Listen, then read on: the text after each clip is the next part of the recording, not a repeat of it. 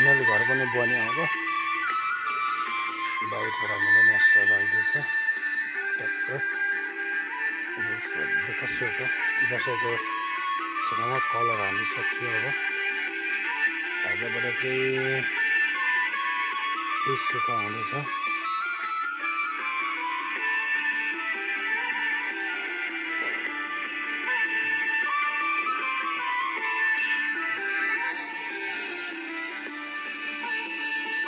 यताबाट किचन होइन यहाँ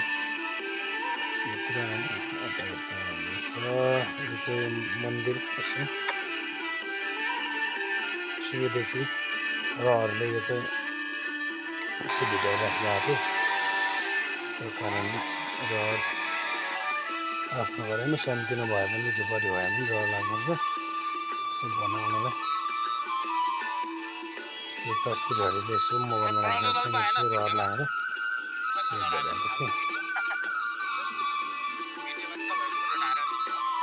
मिस्त्री यस ढुङ्गा घर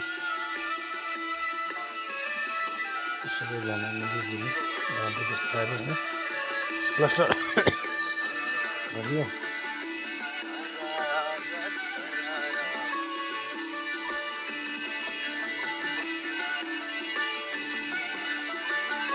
सानोतिनो घर बनाउनु दुःख चाहिँ लास्ट हुनुहुन्छ होइन घर बनाउनुलाई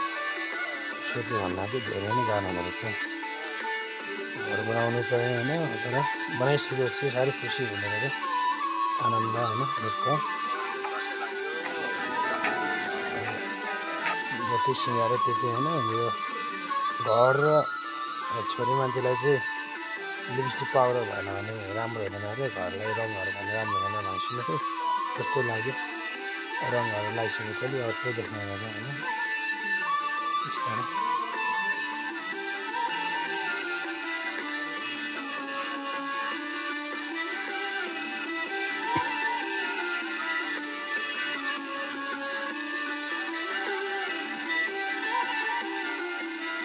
मेहनत चाहिँ होइन आफै गर्नुपर्छ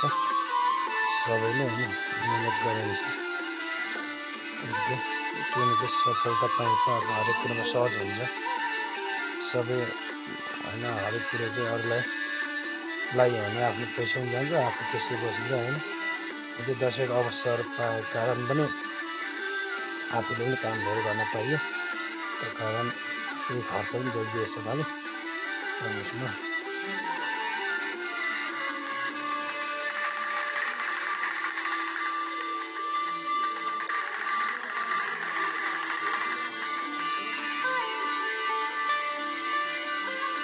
घर सानोतिनो भयो भने बनाउनलाई चाहिँ साँच्चै नै